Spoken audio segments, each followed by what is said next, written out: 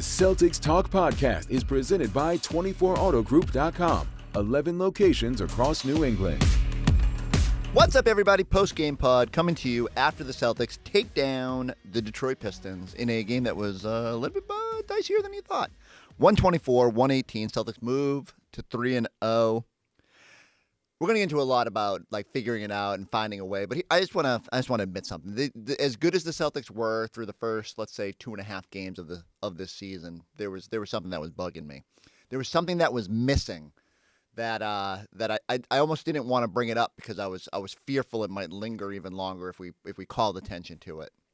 But through the first 2 games, Derrick White did not have a block, which for the best shot blocking guard in the NBA.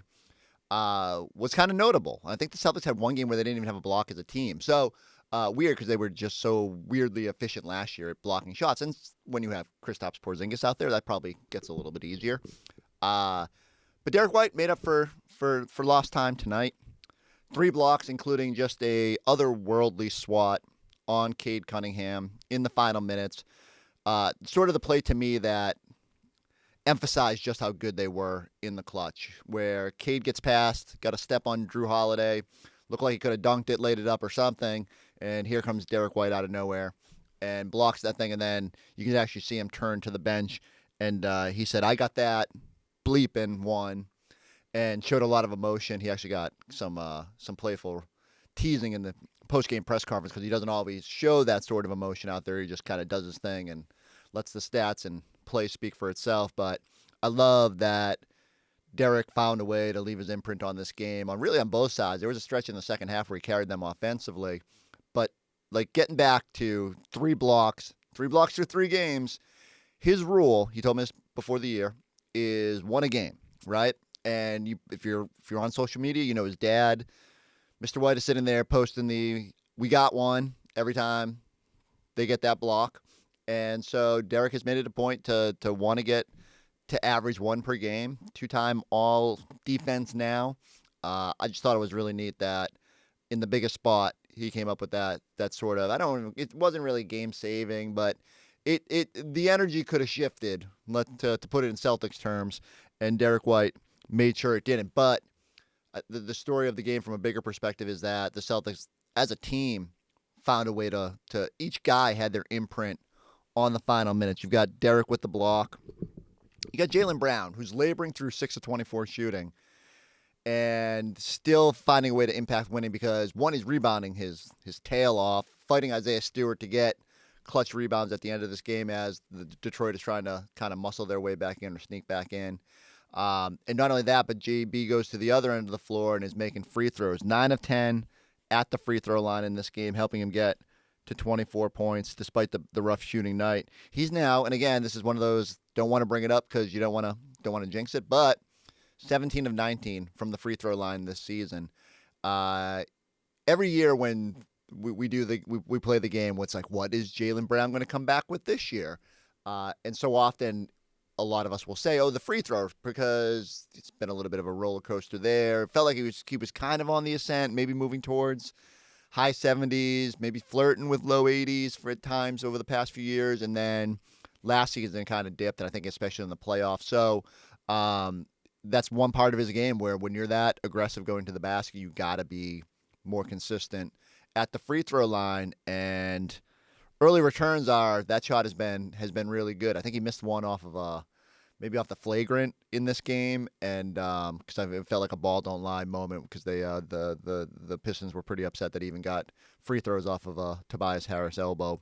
But in general, Jaylen's been really good at the charity stripe, and if he can shoot anywhere near 80%, and if it goes north of that, that really puts you in a good position moving forward. And I love that, especially in some of those clutch shots when this game is close, finding a way to give this team a little offense when it needed it. Tatum, there's one possession where Derrick White dumps it into him on the post and went to that fadeaway in a must-have moment and made the shot. And so, I can tell you, because I know we've been screaming about it on our air for a few years now.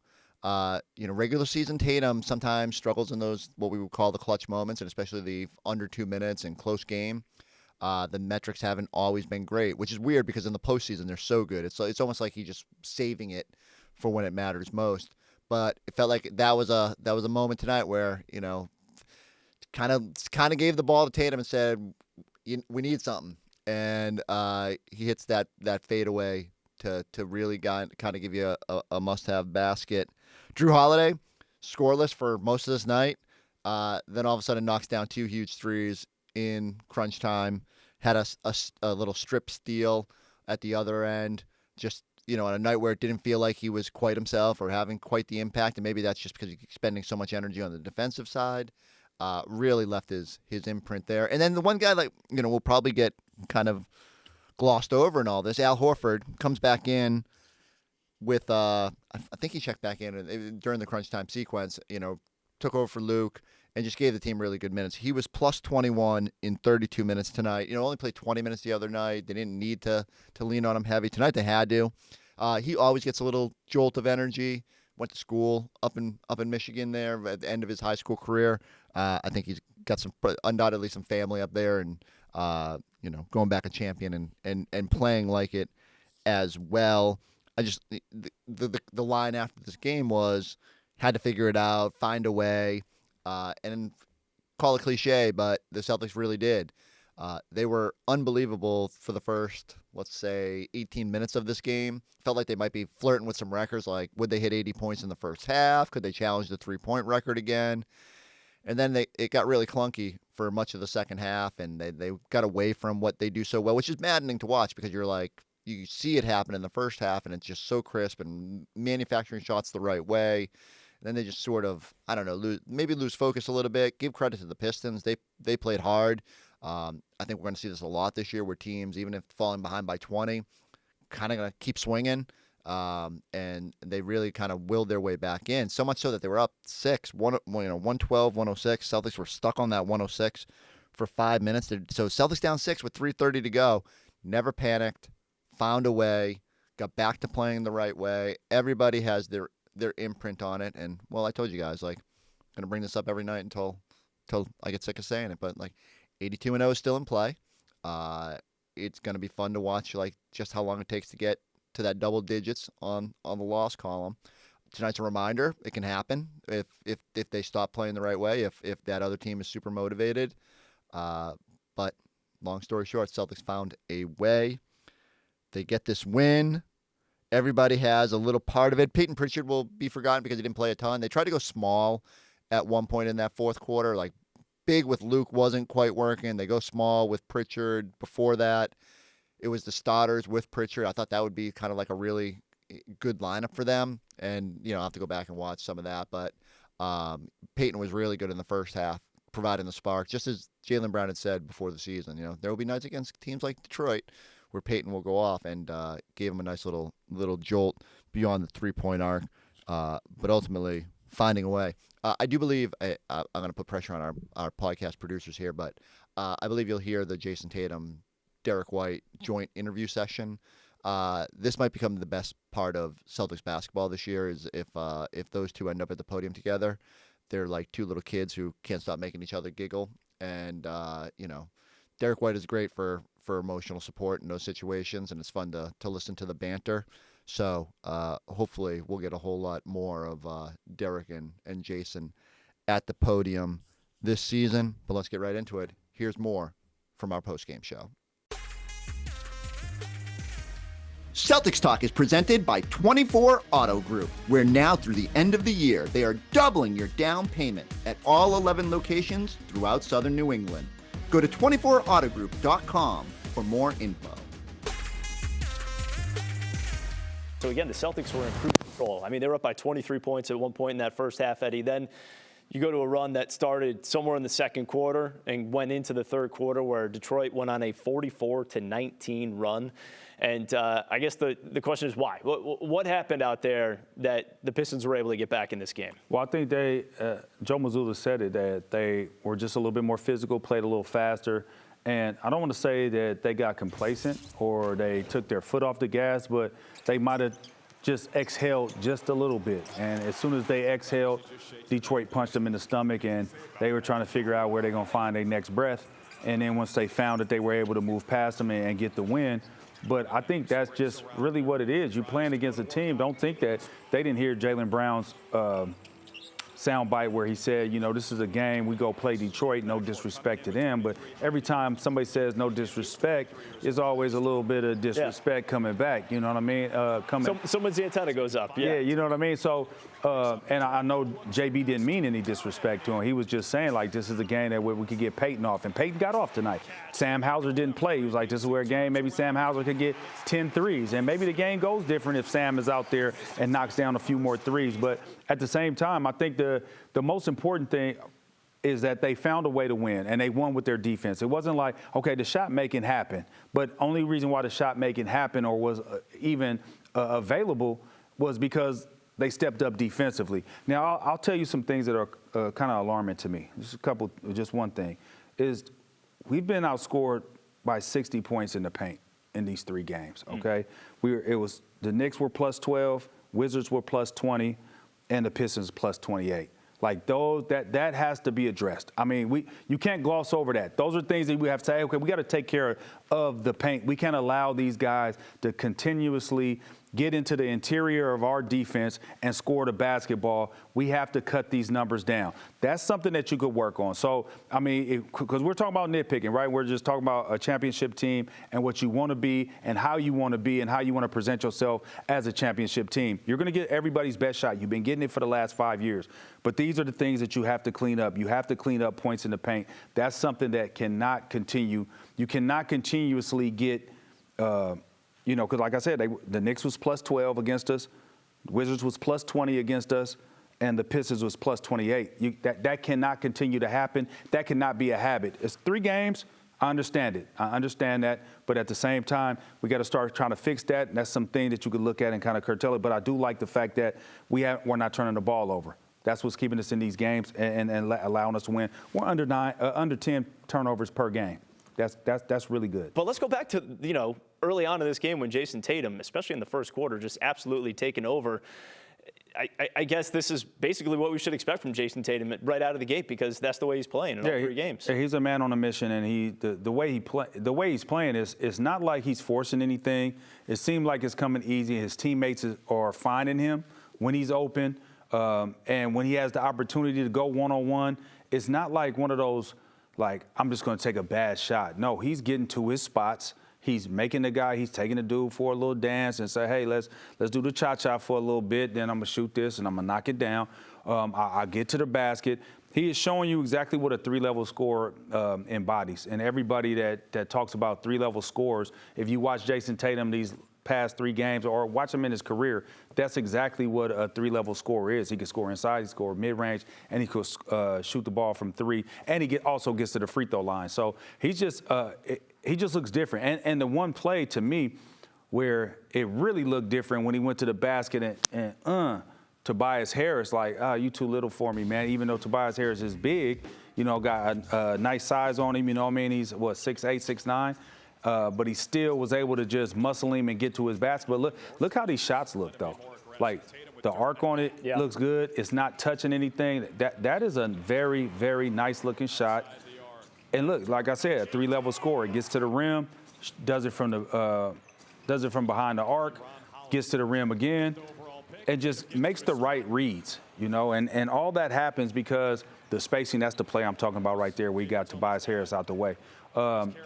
All of that is because the spacing, the team understanding exactly where they're supposed to be at the right time, exactly him knowing where he's going to get his shots from.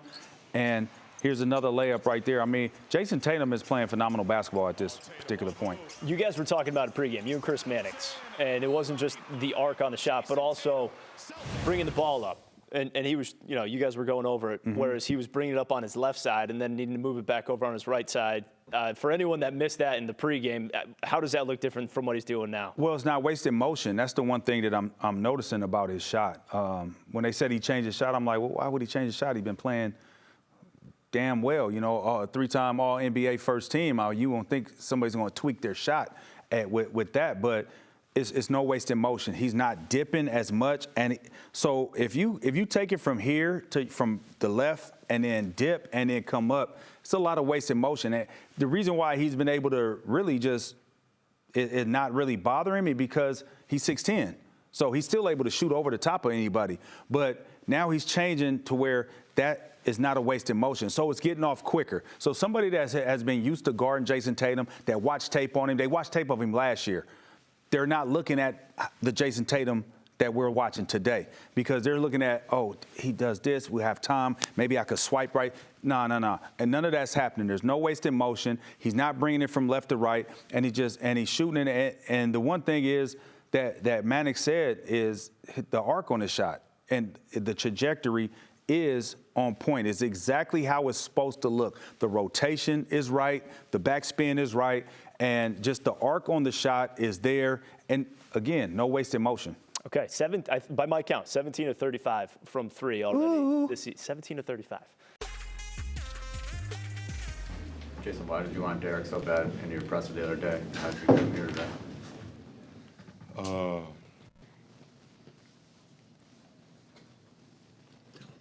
Tell them the real reason? Because we had... Because I didn't want him to leave me on the bus when he was leaving D.C. So I was like, he probably don't know it, but it's like the unwritten rule. We're supposed to do media together ever since we had that interaction with the guy I thought I had a fake watch in Abu Dhabi. So it's like we kind of bonded post-game media now. What kind of Joe talks to us a lot about the importance of physicality. He thought Detroit was a more physical team for a while tonight. What problems did they cause, and how do you feel like you guys ultimately responded to that? Yeah, I think that's what they kind of hold their hat on. Just offensive rebounds, but I think also defensively we weren't really owning our space the way we needed to. So something that we definitely can learn from and grow from, and they did a good job of. I mean, they were down 20, and then they just never gave up and just kind of turned it up a little bit, and we weren't able to figure it out till the end, and then we started guarding and getting stops and pulled away the win. Jayson, could I ask you to kind of comment on that same question, just the resolve you guys showed after, just stubbing your foot there in the second and third? Yeah, it's never going to be pretty or perfect always. We play 82 games a year. And there's some prideful guys in the NBA. It's a long game. How fast-paced the game is, 20-point lead is safe. So you got to give them credit. They played well in that third and fourth, and we didn't. And they upped the physicality. But the fun part was just how we figured out a way to win. We were never rattled, never worried. We know what we're supposed to do on offense, how to execute our late game, plays that we like to go to. Drew made some big shots at the end, and then D. White and Drew made some big stops. And it was just fun to be a part of, fun to be a part of those moments of it's not going well, it's kind of ugly, and, we not rattled and we figure it out. And everybody plays a part in that. Derrick, will you take us through the block on Cade? They made a nice play. Just go up there and make a play. He had dunked on me earlier in the game, so I feel like I had to get some revenge on that one. What'd you say after you blocked it? I got that one. Something like that. What'd you really say? Something like that. Something like, all right. A little more colorful. That doesn't sound like me. The people like when you show more emotion. I'm working on it. Hey, Jayson. You got two on him. 2 blocks on Cade. You ain't had no blocks last game. I had a block all season, so I got to work my way back. Won a game. From here on out. It's the rules. Yikes. Hey, Jayson. I know it's only been. Appreciate that. I know it's only been on one game as of right now, but in what ways? What are some of the things that you see that are a little bit different from the Pistons of last year versus the Pistons that you guys just finished on playing against? They added some vets, right? They got Malik Beasley, Tim Hardaway, Tobias Harris, some guys that have had some success in this league and deep playoff runs, with some young talent. You know, Detroit lost all those games in a row last year, but, you know, it was just because they were young, not because they're not talented. They got a lot of talented guys over there that compete, that play hard, that are physical.